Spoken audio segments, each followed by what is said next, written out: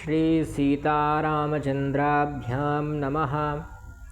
अब इस अभ्यास में थोड़ा परिवर्तन कर दिया है उन्होंने। इसमें सीधा ख वर्ग प्रारंभ हो रहा है ना, इसमें क वर्ग नहीं प्रारंभ हो रहा है, इसमें क वर्ग नहीं है, सीधा ख वर्ग लिख दिया है इन्होंने, है ना। और इसमें हमारी जो शब्द संख्या है वह 100 के पार पहुंच जाएगी। 25 नए शब्द पढ़ेंगे। पिछले 3 अभ्यासों में हमने 25 के 75 शब्द पढ़ लिए हैं। अब 25 और नए शब्द पढ़ेंगे तो कुल मिलाकर हमारे जो शब्द संख्या हो जाएगी वह कितनी हो जाएगी, 100 के करीब हो जाएगी। तो सभी शब्दों को पढ़ना है, ध्यान में रखना है, किसी भी शब्द को भूलना नहीं है, क्योंकि जब संभाषण करते हैं तो संभाषण में जो आपकी शब्द श्रृंखला है, शब्द संख्या, वो बहुत महत्वपूर्ण होती है। आगे इस अभ्यास 4 में ख वर्ग प्रारंभ किया है इन्होंने। खा से ख वर्ग में धातुएं रख दी हैं। कृ धातु है करने अर्थ में, डुक्रिय करने वही वाली। अस धातु होने अर्थ में, अस भुवि अस्ति स्तः संति रूप बनते हैं। चुर धातु चोरी करने अर्थ में, चोरयति ऐसे रूप बनते हैं, है ना। चिंत चिंतन करने अर्थ में, विचार करने अर्थ में। कथ धातु कहने अर्थ में, भक्ष धातु खाने अर्थ में। चुर चिंत कथ भक्ष ये चुरादिगण की है। इत्थम कुछ अव्यय शब्द हैं। इत्थम मतलब ऐसे, तथा मतलब वैसे, यथा मतलब जैसे, कथम मतलब कैसे, अपि मतलब भी, एव मतलब ही, चा मतलब और, किंतु मतलब किंतु, परंतु अर्थात परंतु, आप जानते ही हैं। संख्या दी है, पुल्लिंग वाली संख्याएं दी हैं आपके लिए, ठीक है। ये 10 की 10 पुल्लिंग वाली संख्या, मतलब 10 तो नहीं है, 4 पर्यंत पुल्लिंग की संख्या है, ठीक है। स्त्रीलिंग में थोड़ा अलग संख्याएँ बनती हैं और नपुंसक लिंग में भी थोड़ी अलग संख्याएँ बनती हैं। 4 तक, 4 के बाद फिर सभी लिंगों में समान हो जाती हैं। 4 तक ध्यान रखना है। 4 तक अगर संख्या में मतभेद ना हो तो कुछ और भी उपाय हैं समास इत्यादि करके, तो वो हम आपको बता देंगे। यहाँ जो है वो पुल्लिंग वाली हैं, ध्यान रखिएगा। जब पुल्लिंग के शब्द हों तभी ऐसी संख्याओं का प्रयोग करें। तो एकः अर्थात 1, द्वौ अर्थात 2, त्रयः 4 5 6 7 8 9 10, है ना। 1 2 3 4 आनय वारी, ऐसा 1 2 वदन्तु सर्वे 3 4 आनय वारी। संस्कृत भारती अच्छे गीत बनाती है इस पर, तो वो भी आप याद कर सकते हैं। वहाँ 1 2 3 4 ये बनते हैं नपुंसक लिंग में, और 1 2 3 4 ये बनते हैं स्त्रीलिंग में, और 1 2 3 4 यह पुल्लिंग में बनते हैं, ठीक है। आगे चलते हैं। कृ धातु के रूप दिए हैं लट लकार में, और प्रत्याहार बनाना इसमें आपको सिखाया जाएगा। करोति कुरुतः कुर्वन्ति, करोषि कुरुतः कुरुथ, और करोमि कुर्वः कुर्मः, ऐसे रूप बनेंगे। अस धातु के रूप दिए हैं अस्ति स्तः संति, और असि स्तः स्था अस्मि स्वः स्मः, ये याद करना है। दोनों धातुओं के रूप याद कर लीजिएगा, वीडियो स्किप करके धातु रूप पहले याद करिएगा, क्योंकि धातु रूप बड़े ही। कृ धातु के रूप तो याद होने ही चाहिए। जब हम अन्य वाक्य में कोई धातु याद नहीं आ रही हो तो कृ धातु बड़ी महत्वपूर्ण होती है उस समय, ठीक। तो कृ धातु के रूप तो याद होने ही चाहिए। चुर आदि धातुओं के जो रूप हैं वो निम्नलिखित लिखे हैं, भवती के तुल्य ही चलेंगे। यद्यपि चोरयति चोरयता थोड़े अंतर आ जाता है ना। चोरयति, चिंतयति, कथयति, भक्षयति, इनके भी धातु रूप पीछे लिखे हुए हैं, आप लोग पढ़ सकते हैं, अथवा गूगल इत्यादि से भी देख सकते हैं। आपके पास शब्द रूप कौमुदी हो, शब्द रूप चंद्रिका हो, रूप चंद्रिका इत्यादि, तो उसमें देख सकते हैं। अब माहेश्वर सूत्रों के बारे में बता रहे हैं। कल भी हमने माहेश्वर सूत्रों की चर्चा की थी, कल से तात्पर्य है पिछली वीडियो में। अब फिर बता रहे हैं। माहेश्वर सूत्र बड़े ही गहन अध्ययन के विषय हैं, संक्षिप्त में हम आपको समझा देंगे। अय्योण रेल ऋक ए ओंग अय्यौज हय वरट लण यम गणनम झवय घट दश जब गड दश खप छटत चट तप कपय शशसर हल, ठीक। ये संस्कृत की वर्ण है ना, संस्कृत के मूल वर्ण हैं। यद्यपि इनके अलावा और भी वर्ण आपको मिलेंगे जिनका उपयोग संस्कृत में होता है, किंतु ये मूल वर्ण है ना। ये आधार, इनके आधार पर ही अन्य वर्णों का निर्माण हुआ। अभी एक कथावाचक हैं, नाम नहीं लेंगे, उन्होंने सुनाया, बड़ी अच्छा कार्य किया उन्होंने सुनाकर, है ना। बहुत सारे लोगों ने आज तारीफ भी की, कमेंट भी किया। तो उन्होंने दोषारोपण, दोष दृष्टि से नहीं देख रहे हैं, बस एक सामान्य गलती बता रहा हूँ कि उन्होंने कहा अय्योणा ऋक ए ओंग अय्यौज, है ना, और अय्योण ऋक ए ओंग अय्योज, इन दोनों में कुछ अंतर आप समझ रहे होंगे। एक सामान्य सा अंतर है कि इस ना को अगर हम पूर्ण कर देंगे तो इसकी इत संज्ञा होना बंद हो जाएगी, है ना। इसकी इत संज्ञा नहीं हो पाएगी। फिर ऋक के का की भी इत संज्ञा में थोड़ी दिक्कत होने लगेगी, क्योंकि अंतिम वर्ण आकार हो जाएगा, है ना। क्या कहा था, ऐशाम अंत्यः इतः, इन सब के अंत वर्ण इत संज्ञक हैं। पर भैया जब अंत वर्ण आ हो जाएगा तो उसको अंत वर्ण आ की इत संज्ञा करेंगे हम, है ना, का की संज्ञा नहीं होगी। इसलिए अयुण ऐसा कहना बिल्कुल गलत है, अयुण ऐसा कहना सही है। णा जो है उसका आधा है तो आधा ही उच्चारण करें, पूर्ण उच्चारण ना करें। उन्होंने गलती की उसकी, तो ध्यान रखना चाहिए ऐसा, ठीक। एओंग में भी गा का पूर्ण उच्चारण, सभी वर्ण जो हैं, जो जितने भी सूत्र दिए हैं 14 के 14 सूत्रों का अंतिम वर्ण का पूर्ण उच्चारण नहीं करना है। हल, है ना, इसको काटना है। अंतिम वर्ण हलंत हैं सभी के। इनमें भी बहुत जगह पर मतभेद मिलेगा। लर्ण इत्यादि में भी, रा प्रत्याहार इत्यादि में कई जगह पर आपको थोड़ा बहुत कन्फ्यूजन होगा। जब हम लघु सिद्धांत कौमुदी पढ़ाएंगे तो आप लोग याद दिला दीजिएगा, बता देंगे वहाँ पर रा प्रत्याहार के बारे में, है ना। और अयुण से लेकर जो अयोज पर्यंत है, कल भी मैंने बताया था, ये सब स्वर हैं। और हाय वरट के हा से पर लेकर ये हल के ला तक, ये क्या है, हल के ला तक व्यंजन वर्ण है। इस यद्यपि शसर के सर तक भी हो जाएगा, क्योंकि हा यहाँ बोल दिया है, हा यहाँ 2 बार हो जाएगा, है ना। पर पाणिनि जी ने लिखा है तो किसी कारण से ही लिखा होगा। आगे जब सूत्रों का प्रयोग आप पढ़ेंगे तो आपको समझ में आ जाएगा कि हा का 2 बार प्रयोग क्यों हुआ, ठीक। आगे चलते हैं। इन सूत्रों में जो पूरी वर्णमाला इस प्रकार से दी हुई है कि पहले स्वर हैं, फिर अंतस्थ हैं, है ना, क्रमशः वर्ग के पंचम वर्ण है, फिर चतुर्थ वर्ण है, फिर तृतीय वर्ण है, फिर तृतीय है, फिर प्रथम अक्षर है, और अंत में ऊष्म वर्ण है, ठीक। अगर आपने पढ़ा हो ध्यान से तो देखिए, अयुण, रील, एयोंग, अयौच, ये स्वर वर्ण हो गए। इसके बाद हा को हटा दीजिए, य वरट लण, यवरट लण, तो यहाँ ये य वर ल 4 वर्ण क्या हो गए, अंतस्थ वर्ण हैं। फिर पंचम वर्णों का प्रयोग किया, यमागणनम,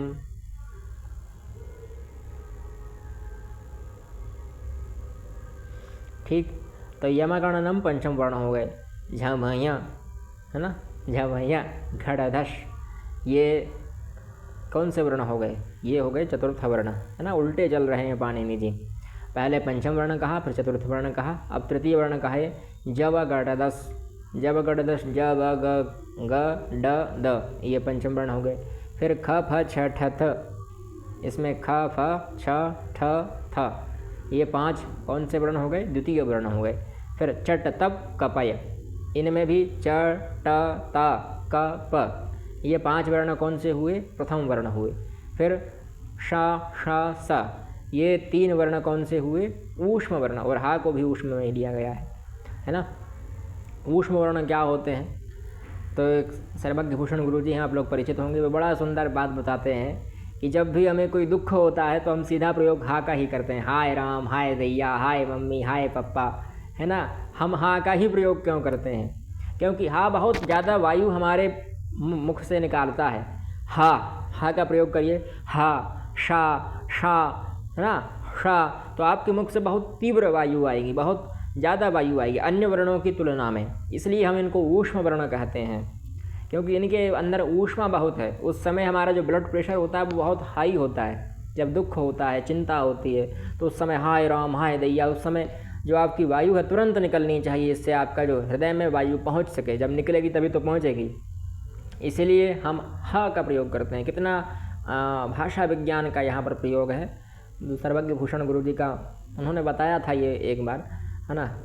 हम बता देते हैं, जिसका भी हो, अपना नहीं कहेंगे, कॉपीराइट नहीं करते किसी का, ठीक। अंत में ऊष्म वर्ण है। अब प्रत्याहार कैसे बनाते हैं वो बता रहे हैं विधि, कि प्रत्याहार का अर्थ है संक्षेप में कथन, है ना। वैसे तो इसका अर्थ है कि प्रति आहारम, सबका एक एक, आहारम आहारम प्रति, सबका एक एक बार आहार कर लेना, है ना, सबका आहार करना, प्रत्येक का आहार करना, यानी एक प्रत्याहार में सभी वर्णों का आहार हो जाता है, उसके अंदर जितने भी वर्ण होंगे, है ना, इसीलिए इसको प्रत्याहार कहा गया। इन सूत्रों में प्रत्याहार बनाने के नियम यह है। पहला नियम बता रहे हैं कि सूत्रों के जो अंतिम अक्षर हैं, णा, का इत्यादि जो हैं, ये प्रत्याहार में नहीं गिने जाते हैं। जैसे अयोण का ना है, रील का का है, एयों का गा है, अयौच का चा है, ये प्रत्याहार में नहीं गिने जाते। अंतिम अक्षर जो हैं वह प्रत्याहार बनाने के साधन मात्र हैं।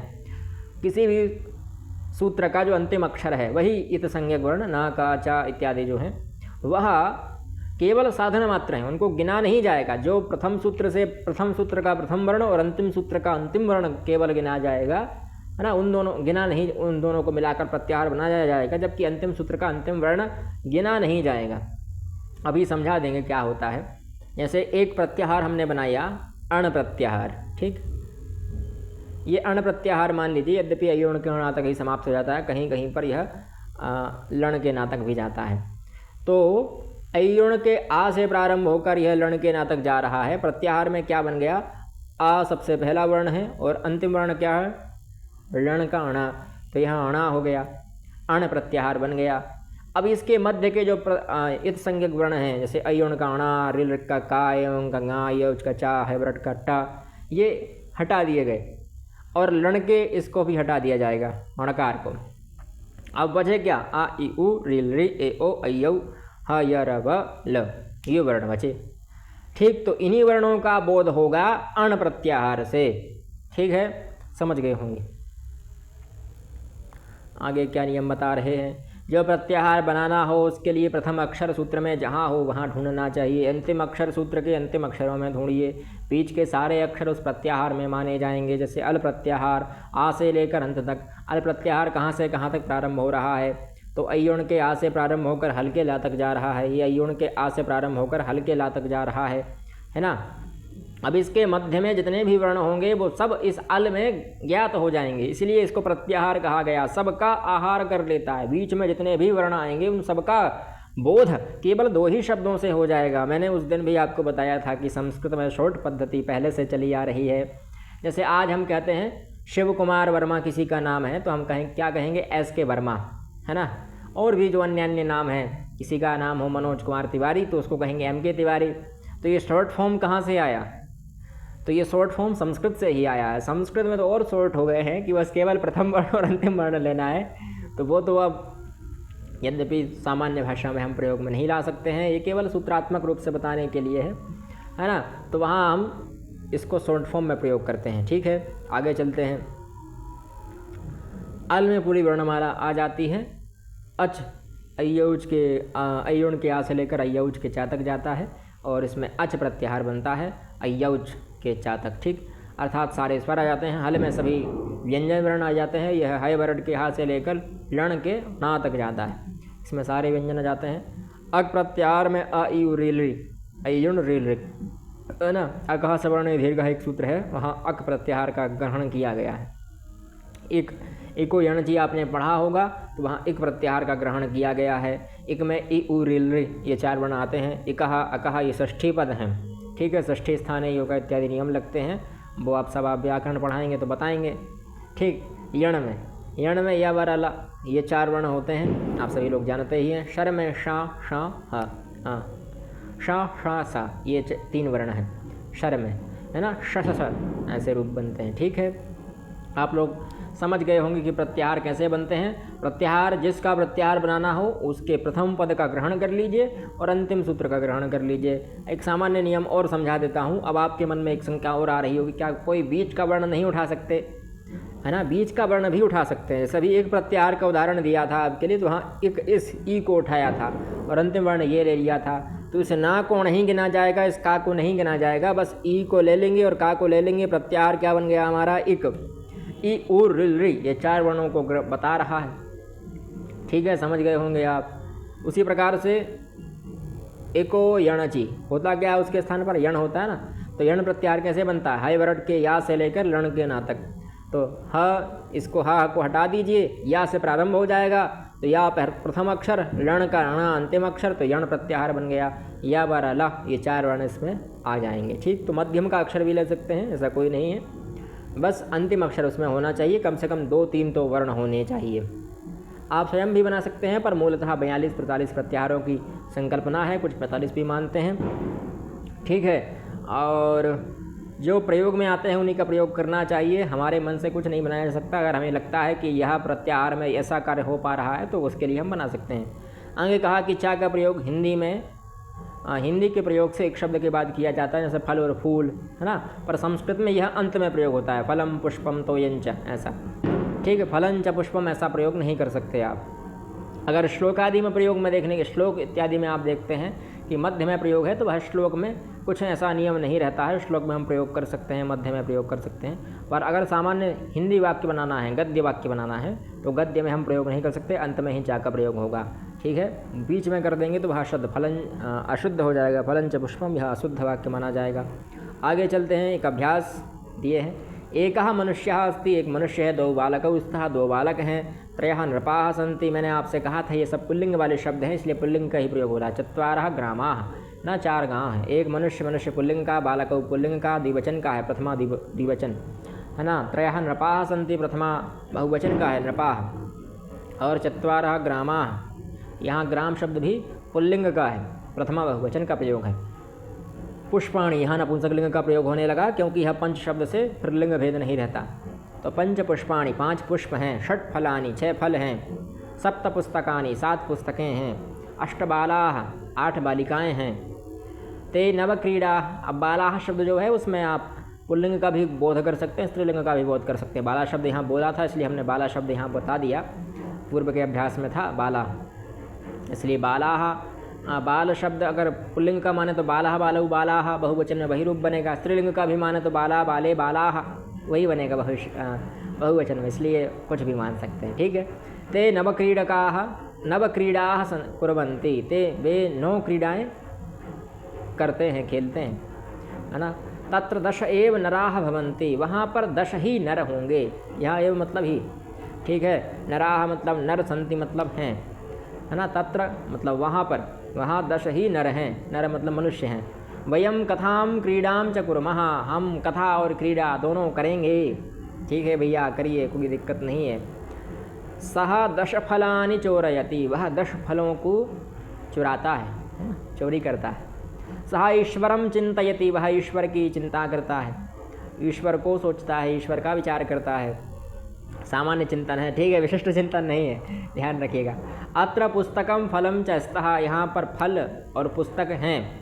ठीक, ये चा अंत में प्रयोग किया, यह ध्यान रखने वाली बात है। ईश्वरः एकः एव, ईश्वर एक ही है। ठीक, वह है तो सः अस्ति, तुम कैसे हो, तुम कथम असि, ऐसा प्रयोग आप बनाते रहिएगा। वे ऐसा सोचते हैं। ते इत्थम चिंतयन्ति अथवा विचारयन्ति, जो भी आपको, आप देखो विचारयन्ति तो यहाँ प्रयोग में नहीं आया है। क्या धातु थी यहाँ पर, चिंत धातु थी, चिंतयन्ति का ही प्रयोग करिएगा। ठीक है। 2 बालकाः, यहाँ पर गलत कर दिया इन्होंने, बालकाः शब्द बहुवचन का है, 2 द्विवचन का है, इसलिए 2 बालकौ सही रहेगा। आगे चत्वारः नराः, नराः यहाँ एक वचन का हो गया, चत्वारः नराः बहुवचन का प्रयोग होना चाहिए। अष्टलताः सन्ति, है ना, सन्ति होना चाहिए था, यहाँ अस्ति लिख दिया इन्होंने, तो ये गलत हो गया है। लताः बहुवचन का है, इसलिए यहाँ भी बहुवचन की क्रिया होनी चाहिए, कर्ता के अनुसार ही क्रिया चलती है, आप सभी लोग जानते ही हैं, इसलिए अष्टलताः सन्ति सही है।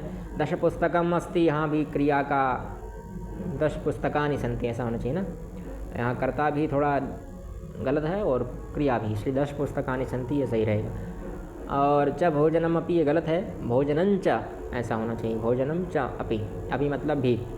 ईश्वरः सन्ति, यहाँ अस्ति होना चाहिए। वयम अस्मि, यहाँ वयम स्मः ना, स्मः होना चाहिए। अहम स्मः, ये भी गलत है, अस्मि होना चाहिए। त्वम स्थ, यहाँ भी त्वम असि होना चाहिए। यूयम स्थ, यूयम असि, यूयम स्थ होना चाहिए। ठीक, स्थ ऐसा वाला। त्वम करोति, ये भी करोषि होना चाहिए यहाँ पर।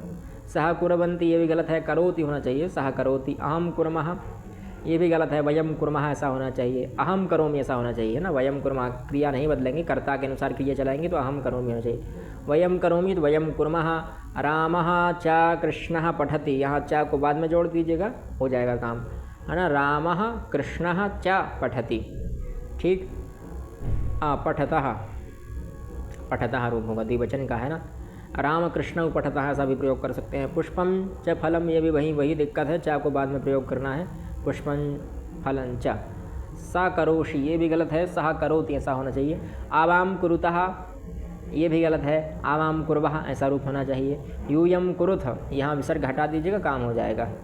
ठीक, अब ये अभ्यास करना है, 1 से 10 तक की गिनती और 10 तक के वाक्य बनाना है। खा को बहुवचन में बनाना है, एकवचन में बनाना है, ये सब आप कर लीजिएगा। कुछ प्रत्याहार दिए हैं, अक, ये अयुण के आ से लेकर रे के का तक जाएगा। युज, ये अयुण, अच में अयुण के आ से लेकर अयौज के जा तक जाएगा। अट जो है वो अयुण के आ से लेकर हाइब्रिड के टा तक जाएगा। एंग जो है वो ए ओंग के गा ए ओंग के से लेकर ए ओंग के गा तक ही जाएगा। एच जो है वो ए ओंग के से लेकर अयौज के चा तक जाएगा। ऐच जो है अयौज के ऐ से लेकर अयौज के चा तक ही जाएगा। यण जो है हाइब्रिड के या से लेकर और लण के ना तक जाएगा। हर्ष प्रत्याहार जो है वह हैवरट के हा से लेकर जवगढ़ दश के शा तक जाएगा।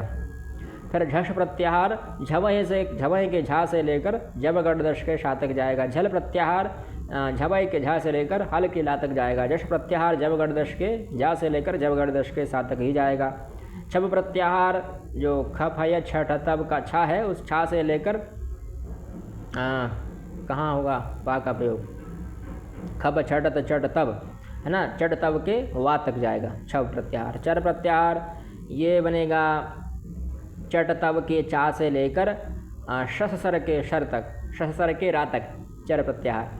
शर प्रत्याहार कहाँ तक बनेगा तो शसर के सा से लेकर और शसर के रा तक ही ये बनेगा। ठीक है, थोड़ा दिमाग लगाना होगा, सरल ही है, ज़्यादा कठिन नहीं है। कुछ वाक्य बनाना है, त्रया चत्वारा दश अस्ति सन्ति अस्मि स्मः करोति करोमि इत्यादि वाक्य बनाना है इनके साथ में। अहमत्र अस्मि ते अत्र सन्ति, ठीक है, ते तत्र सन्ति, अत्र नहीं तत्र सन्ति, ठीक। अस धातु है असभवी।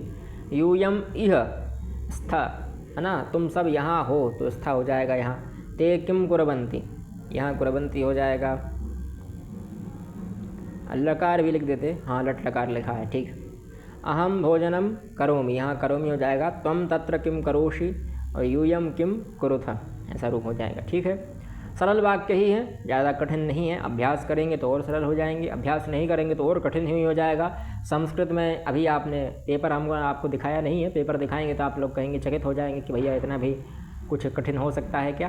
तो इसलिए संस्कृत का अभ्यास करिए, इसको सरलता से मत लीजिए कि हम रचनानुवाद कौमुदी पढ़ रहे हैं, एक छोटी मोटी पुस्तक पढ़ रहे हैं। रचनानुवाद कौमुदी बड़ी ही गहन अर्थ वाली पुस्तक है, बड़ी ही अच्छी पुस्तक है ना। हम प्रचार नहीं कर रहे हैं, केवल आपका ही भला सोच रहे हैं। आप दूसरी पुस्तक से पढ़ लीजिए अगर ऐसी पुस्तक मिल जाए तो, है ना, आपका ही भला है। अगर आप संस्कृत सीख गए तो संस्कृत का सामान्य परिचय इसमें मिल ही जाता है। व्याकरण का इतना अच्छा ज्ञान और इतनी सरलता से कहीं नहीं मिलेगा। बड़े बड़े सूत्र याद करने पड़ेंगे, सूत्रों की व्याख्या याद करनी पड़ेगी, वृत्ति पढ़ते रहेंगे, 4-5 उदाहरण याद करेंगे, जीवन भर परेशान रहेंगे, है ना। मैंने देखा है B.Ed M.Ed कर लेते हैं लोग, फिर भी पढ़ते रहते हैं, संधि ही पढ़ रहे हैं B.Ed M.Ed के बाद भी। तो वो आपकी दयनीय स्थिति बताती है कि आपने कभी शास्त्री में कुछ अध्ययन नहीं किया होगा, तभी तो B.Ed M.Ed में आप लोग पढ़ रहे हैं, कि B.Ed M.Ed के बाद पढ़ रहे हैं, कि आपको ये भी नहीं पता कि यहाँ ईश्वर संधि है, यहाँ हल संधि है, यहाँ व्यंजन संधि है। इसलिए आप अभी से पढ़ लीजिए, शास्त्री में है, बाद में आपसे कोई ये ना कहे कि भैया आपने शास्त्री में क्या पढ़ा, शास्त्री में आपने क्या अध्ययन किया। ठीक, तो इसलिए हमारा दायित्व है कि हम पढ़ें और दूसरों को भी पढ़ाएं। आप भविष्य में शिक्षक बनेंगे तो अच्छे शिक्षक बनिए। हम चाहते हैं कि संस्कृतज्ञ अच्छे संस्कृतज्ञ बनें। और वर्तमान में एक प्रकरण चल रहा है कि भाई भर्ती नहीं निकली, टीचर संस्कृत शिक्षकों की भर्ती नहीं निकली, तो कुछ लोगों ने उसको भी राजनीतिक मुद्दा बना लिया है। हम व्यक्तिगत विरोध नहीं कर रहे हैं, बस केवल बता रहे हैं। कुछ चैनल TRP ले रहे हैं उस चक्कर में, है ना, कि भाई ये फॉर्म भर दो, ये उसको भेज दो, ये भेज दो। हमें पता है होना जाना कुछ नहीं है, बस लगे हुए हैं, राजनीति चमका रहे हैं सब लोग। भाई जब आपके अंदर क्वालिटी होगी तो आप कहीं भी कुछ भी कर सकते हैं। संस्कृतज्ञ पीछे क्यों हैं, उसका कारण संस्कृतज्ञ खुद हैं, है ना। संस्कृतज्ञों का जो ह्रास है, संस्कृत का जो ह्रास हुआ, संस्कृतज्ञों का ह्रास हुआ, उसका कारण संस्कृतज्ञ खुद हैं। आज जो इंग्लिश भाषा के छात्र हैं वो इंग्लिश बोल सकते हैं, हिंदी भाषा के छात्र हैं वो हिंदी बोल सकते हैं, संस्कृत भाषा के छात्र संस्कृत नहीं बोल सकते। ये दयनीय स्थिति नहीं है तो क्या है। इंग्लिश भाषा के छात्रों को सुफिक्स प्रफिक्स पता होगा, अब संस्कृत भाषा के छात्रों से प्रत्यय उपसर्ग पूछ लीजिए तो चकित हो जाएंगे। या क्या कहें हम इसको, आप स्वयं सोचिए, आकलन कीजिए कि हम किस स्तर पर हैं और आप अपेक्षा कर रहे हैं कि हमारे लिए वैकेंसी निकाली जाए, हमारे लिए जॉब्स निकाली जाएं। भाई जिसके अंदर टैलेंट होता है वो खुद खींच के ले आता है जॉब्स, उसके लिए आवश्यकता नहीं होती है। और शिक्षक ही जीवन का एकमात्र उद्देश्य नहीं होना चाहिए। हम तो यह कह रहे हैं आप जीवन में कुछ अच्छा करिए, आपसे 10 लोग सीखें। संस्कृत के कुछ ऐसा कार्य करिए कि जो आपके राजनेता हैं वह भी चकित हो जाएं कि संस्कृतज्ञ बिना राजनीति के समर्थन के भी अच्छे कार्य कर सकते हैं, देश हित का कार्य कर सकते हैं, देशोन्नति का कार्य कर सकते हैं। इसलिए अपने को स्वयं को मजबूत करिए। जब संस्कृतज्ञ स्वयं मजबूत हो जाएंगे तो हम खुद कहेंगे और एकत्र हो जाएंगे तो जो राजनीति है, जो राजनीतिज्ञ हैं वह भी आपके समक्ष झुक जाएंगे। अभी किसी अन्य विषय के छात्र होते तो उनका इतना वो नहीं होता, अपमान उनको इतना परेशान नहीं करते जितना संस्कृतज्ञों को परेशान करते हैं, जितना संस्कृत वालों को परेशान करते हैं। क्योंकि हम लोगों ने अपनी रिपोर्टेशन जो है, अपनी जो रिस्पेक्ट है, उसको खुद अपने हाथों से ध्वस्त करते जा रहे हैं। केवल भंडारे तक सीमित हैं, उससे आगे नहीं बढ़ रहे हैं। तो जब तक आप अपना खुद का आत्मविकास नहीं करेंगे, आत्मोन्नति नहीं करेंगे, तब तक कहाँ तक परमात्मा का दर्शन हो पाएगा, है ना। आत्मचिंतन ही नहीं है तो परमात्मा चिंतन कैसे हो जाएगा, विश्व चिंतन कैसे हो जाएगा, देश चिंतन कैसे होगा, राष्ट्र चिंतन कैसे होगा। पहले स्वयं का ही विकास करना चाहिए। शरीर माध्यम खलु धर्म साधनम, कुमार संभवम में कहा, शरीर ही सभी प्रकार की धर्म सिद्धियों का कारण है। इसलिए शरीर की अर्थात आत्मचिंतन करिए, स्वयं का अंदर विकास करिए। अगर आप, मैं मानता हूँ भाई हमारे लिए अंग्रेजी नहीं आती, है हमारा व्यक्तिगत, मैं मानता हूँ कि हमारा व्यक्तिगत दोष है, मेरे अंदर यह एक दुर्गुण है, दोष है। क्योंकि वर्तमान समय में आंग्ल भाषा बड़ी आवश्यक है। अगर हमें कंप्यूटर चलाना नहीं आ रहा है, कोडिंग नहीं आ रही है, तो ये हमारे लिए दोष है, हम दोषी हैं, हमारे अंदर दुर्गुण हैं, हम दुर्गुणी हैं। ये हमारे अंदर भावना आनी चाहिए कि हम भी कुछ सीखें। जब आपके अंदर नूतन भावना आएगी, नूतन कुछ सीखने की जागृति होगी, तो आप स्वयं विद्वान हो जाएंगे, आपका स्वयं सामने वाले भी सम्मान करेगा, है ना। जो बड़े बड़े महान लोग हैं, संस्कृतज्ञ और भी हैं, उदाहरण देने की आवश्यकता नहीं, आप सभी से परिचित ही होंगे। जैसे ओम गुरु जी हैं, अरुण पांडेय गुरु जी हैं, और संस्कृत गंगा वाले गुरु जी हैं, सर्वज्ञ भूषण गुरु जी हैं। ये सब ने कुछ हट कर किया, इन्होंने उस चीज़ में, जैसे अरुण पांडेय गुरु जी हैं, कितनी अच्छी एडिटिंग करते हैं, कितनी अच्छी वीडियो बनाते हैं। और ओम गुरु जी को देखिए आप, वो कितनी, श्री ओम गुरु जी को कितनी सुंदर एडिटिंग करते हैं। कोई अच्छा एडिटर जो उस फील्ड का है, वो भी उतनी अच्छी एडिटिंग नहीं कर पाएगा जैसे वो एडिटिंग करते हैं। उन्होंने उस चीज़ को सीखा, है ना, उन्होंने उस चीज़ को जाना कि भाई ये वर्तमान समय में आवश्यक है, हमें इसको जानना चाहिए। हम जैसे छात्र भी उनके समक्ष, जो हम लोग जेनजेड हैं, है ना, जेनजी हैं, वो लोग भी उनके समक्ष ध्वस्त हैं, पस्त हैं कि भाई वो हमसे अच्छी एडिटिंग कर रहे हैं, तो हमें उनसे सीखना चाहिए, थोड़ा तो ज्ञान लेना चाहिए। जिससे ज्ञान मिल जाए, भगवान दत्तात्रेय के समान बनिए आप भी, कुछ तो ज्ञान मिलेगा कहीं ना कहीं से, ज़रूरी नहीं है एक ही जगह से मिले। और जो हमारा विषय का नहीं है वह भी पढ़िए, कभी ना कभी तो काम में आएगा। और देखिए बीएड में आपको क्या क्या पढ़ना पड़ेगा, तो जब आप आगे पढ़ेंगे तो आपको समझ में आएगा कि जो हमारा विषय का नहीं है उसको पढ़ने के भी लाभ हैं, और जो विषय का है उसको तो पढ़ना ही चाहिए। सबसे पहले अपने विषय में बढ़िया परिपक्व हो जाएं। हम ये नहीं कह रहे हैं कि अच्छे धुरंधर हो जाएं, खूब रट्टा लगाएं, रट्टा लगाने के हम बिल्कुल समर्थक नहीं हैं। अच्छे प्रकार से विद्वान बने, परिपक्व हो जाए, कम से कम इतना तो इज्जत रहे कि भाई नाक न कटे चार लोगों के समक्ष। कोई पूछे कि इसमें क्या संधि है तो ये तो ना पता हो, ये समाज तो पता हो, संधि पता हो, और बाकी सब तो खैर थोड़ा बहुत तो सब में दोष होते ही हैं। जो सामान्य दोष हैं उनको नष्ट करना चाहिए। ठीक है, मिलते हैं अगली वीडियो में। जयतु संस्कृतम, जयतु भारतम।